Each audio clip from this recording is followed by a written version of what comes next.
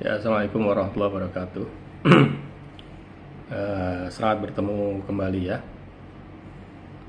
Masih di question and answer. Sorry, maaf ya. Gangguan kesehatan. Jadi yang ingin menyampaikan pertanyaan atau memberikan usulan atau feedback, silakan kirim email di bawah ini, kayak pesan sponsor lah. Nah, bagi yang pernah melihat atau menyimak YouTube saya, tidak ada kewajiban untuk subscribe, tidak ada kewajiban untuk memberikan like. Ya, Anda subscribe itu berarti menambah keilmuan untuk diri sendiri. Kalau subscribe ya, jadi kan Anda update terus. Tapi kalau Anda memberikan pertanyaan, nah itu malah justru yang lebih bagus. Kok bisa ya? Jadi kalau Anda memberikan pertanyaan, otomatis banyak orang, termasuk saya sendiri, itu akan terpacu untuk belajar kembali.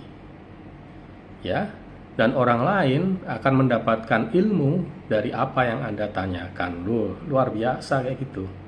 Anda memberikan sedekah ilmu ke orang lain tanpa Anda sadari. Oh gitu. Makanya subscribe bagi saya tidak terlalu penting. Tapi justru yang menarik, yang akan memberikan manfaat lebih bagi saya, bagi Anda yang bertanya, maupun bagi yang menyimak pertanyaan itu luar biasa.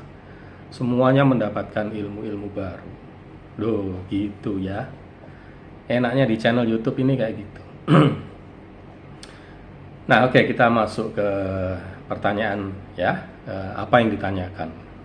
Oke, saya baca ya. Selamat malam Pak Budi. Saya setelah 1 tahun bekerja di quality control di bagian part inspection, ya, bagian incoming lah ya. Nah, pertanyaannya adalah singkat ya, kapan feedback itu dibuat? Ya, feedback itu dibuat itu sebaiknya kapan? Ya, pertanyaannya itu. Nah, sebagaimana biasa ya, tidak hanya membahas kapannya saja, tapi kita harus mengupas dulu nih sisi-sisi lain dari yang namanya feedback. Ya, kenapa harus dibikin feedback? Oh itu ya, why you need to make a feedback report? Ya, karena feedback report itu adalah sebuah catatan, ya, catatan yang tersimpan dan terstruktur, yang berguna bagi bukan hanya bagi Anda sendiri, bagi yang di feedback juga berguna. Ya, sebagai catatan suatu saat di masa depan ada masalah. Nah, ini feedback ini penting. Ya, feedback itu kan bukan hanya 1, 2, kan banyak. Nah, ini sebagai kaca atau reflektor. Oh, dulu pernah terjadi. Oh, ini seperti ini. Nah, gitu ya. Ya, mungkin pernah saya bahas ya, history reoccurrence ya. Jadi history itu berulang sehingga perlu namanya record. Nah, feedback itu adalah salah satu alat untuk mencatat kejadian itu. Ya, jadi supaya tercatat. Supaya jangan hilang ya. Kalau Anda acuannya ISO 9001 ya itu oke lah ya. Tapi bagi kepentingan quality sendiri ya seperti itu. Ya, jangan sampai ada masalah dulu pernah terjadi kok Anda nggak tahu, terjadi lagi ya, Anda rugi waktu ya, karena kalau tadinya tercatat lebih mudah Anda melakukan investigasi ya, betul. Ya seperti itu ya alasannya ya. Nah, kalau Anda kerjanya di incoming ya berarti feedbacknya ke supplier. Nah kan gitu kan, supplier dikasih feedback. Nah itu kenapa ya, why you need feedback report. Oke, nah kemudian kita bahas isi feedback itu apa. Ya, jadi kalau Anda membuat feedback, sebetulnya contoh di Google tuh banyak. Di YouTube saya nggak tahu ada atau enggak.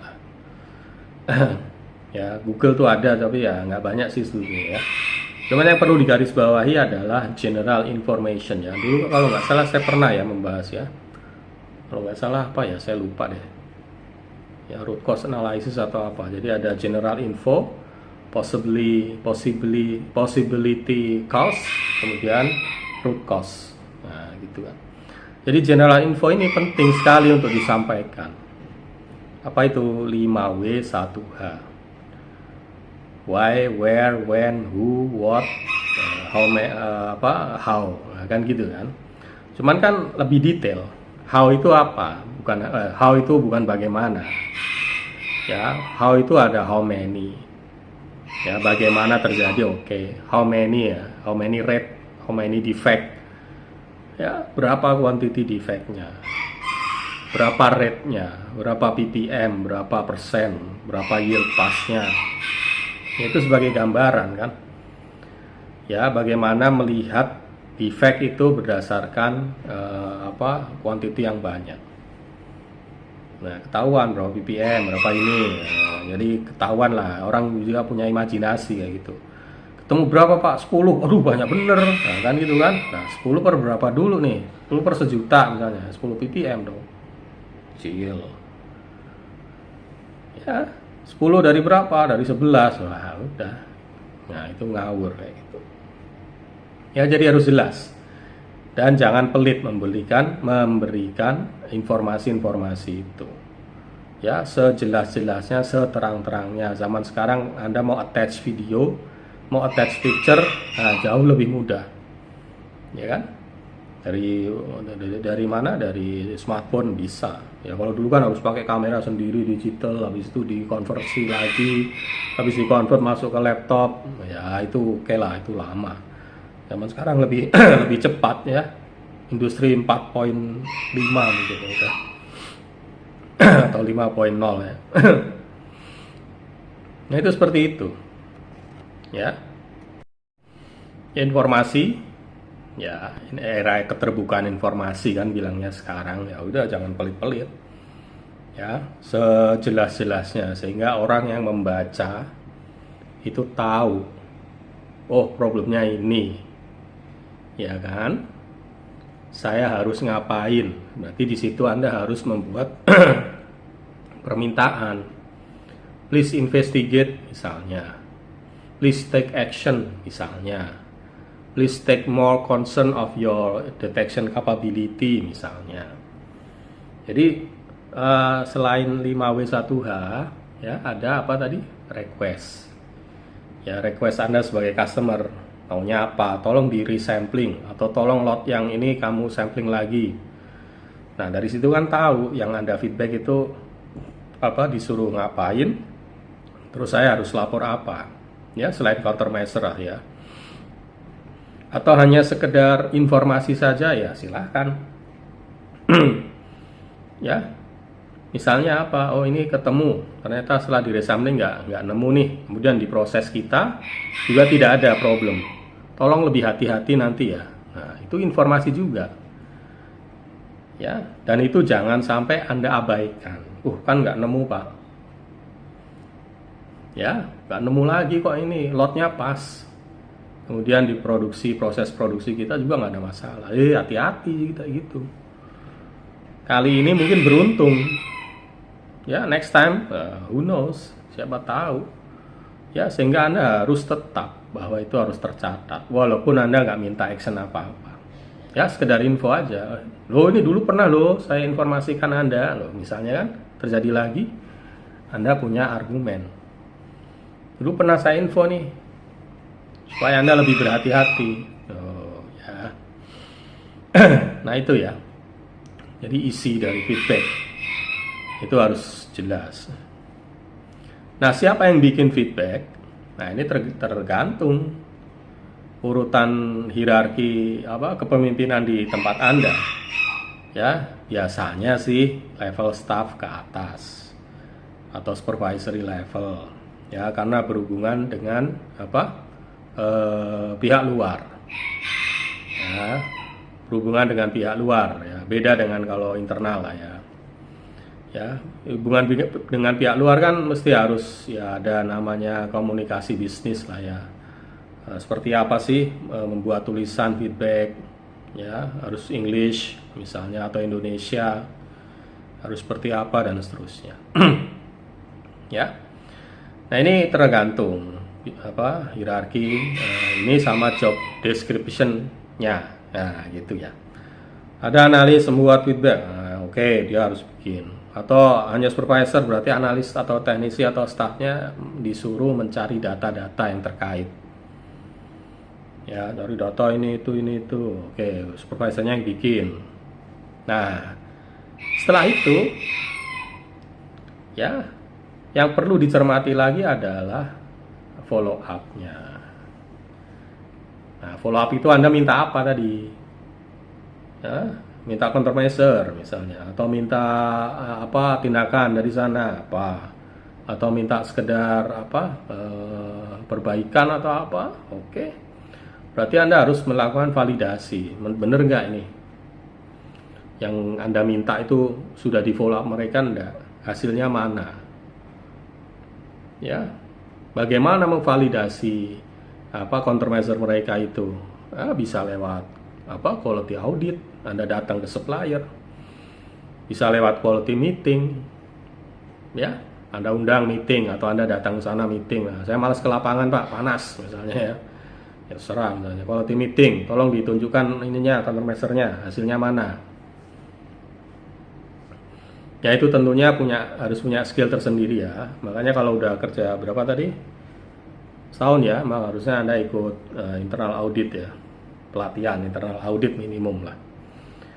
Supaya Anda tahu bagaimana memastikan, how to ensure, how to validate report atau record atau apapun itu sudah dilakukan, sudah dikerjakan dengan baik dan benar. Nah, kan gitu kan? Ya. Ya, jadi pemahaman tentang feedback itu ya dia merupakan salah satu salah satu alat bagaimana Anda mengendalikan mutu. Ya, mengendalikannya bagaimana ya, berupa teguran, ya, aware atau claim atau feedback report kan, complaining report lah, sama itu. Jadi supaya pihak-pihak yang berkepentingan, yaitu kualitasnya itu balik lagi ke sesuai dengan requirement. Nah, itu aja membahasakan secara mudah feedback itu apa. Ya, jadi alat mengendalikan mutu ya. Kemudian yang saya informasikan di awal tadi ya, namanya feedback itu kan harus divalidasi sebagai sebuah temuan masalah nih.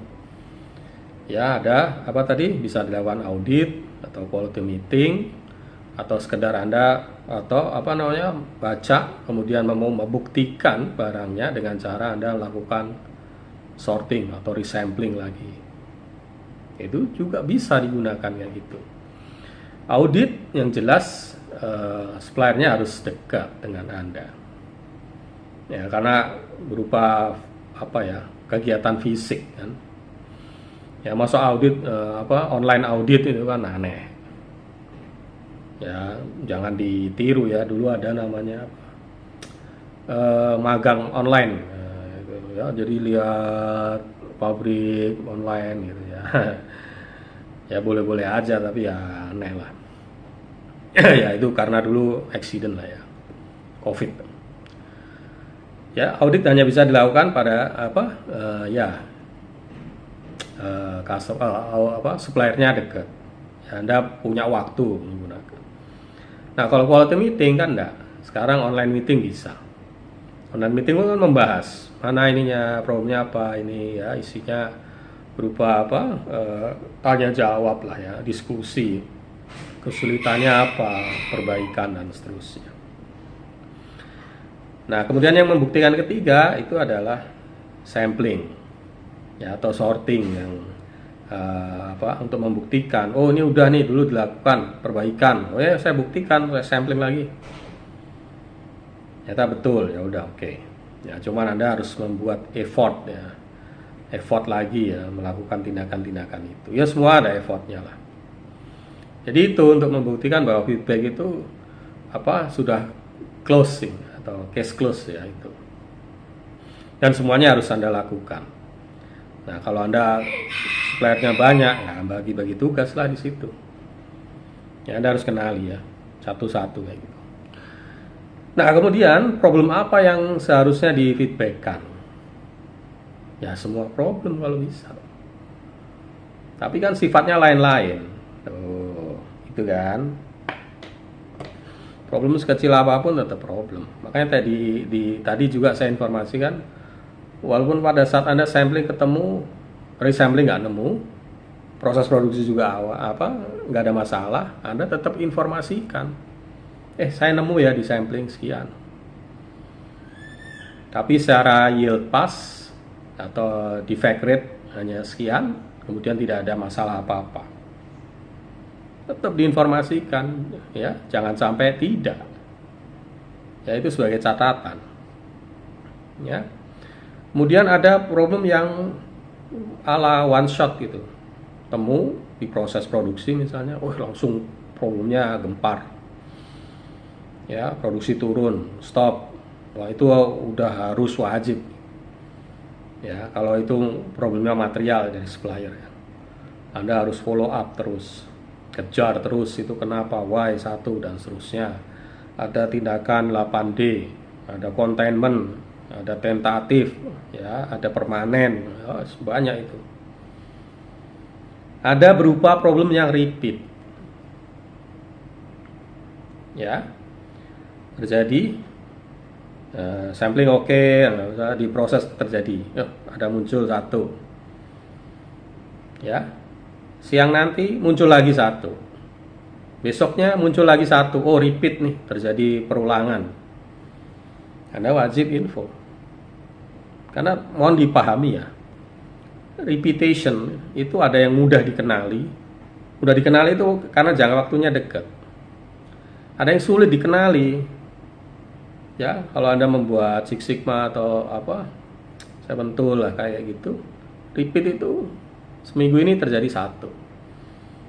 Ya, misalnya Senin satu, Jumat satu, kemudian minggu depannya Selasa satu, kemudian ada lagi Jumatnya lagi dua. Lama-lama banyak. Ya, itu susah untuk dikenali langsung.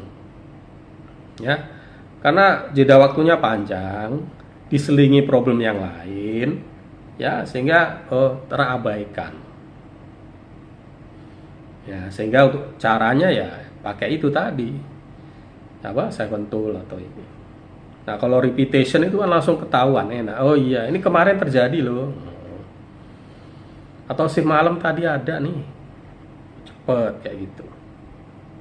Jadi pada dasarnya ya semua masalah. Cuman kan begini, yang jadi bikin repot, yang jadi bikin orang males, itu kadang-kadang bikin aturan sendiri yang sulit dilakukan. Ya, saya pernah menemukan kayak gini ya. Jadi apa maksudnya Pak? Jadi dia bikin rule. Ya, feedback itu harus ada countermeasure dari supplier. Jadi Anda bikin feedback itu harus ada balasannya. Kalau nggak ada balasannya, berarti Anda tidak melaksanakan aturan. Padahal namanya masalah itu kan macam-macam. Makanya saya bilang di awal tadi, ada yang cukup Anda infokan aja. Makanya di situ ada namanya request. Selama tidak ada request minta countermeasure, ya udah nggak usah ngapain Anda ini. Ya, nah ini sudah banyak digunakan ya di perusahaan-perusahaan. Kalau dulu enggak, pokoknya feedback mana countermeasure-nya. Seolah-olah semua feedback itu harus ada countermeasure, sehingga apa? Yang kayak gitu-gitu, yang remeh-temeh gitu, males dibikin. Hanya problem besar aja lah. Ya itulah, sehingga nantinya begitu ada masalah kecil ini yang berulang, seolah-olah ditinggalkan, diabaikan. Nah, itu kayak gitu ya. Jadi namanya feedback, ya kita resume aja ya.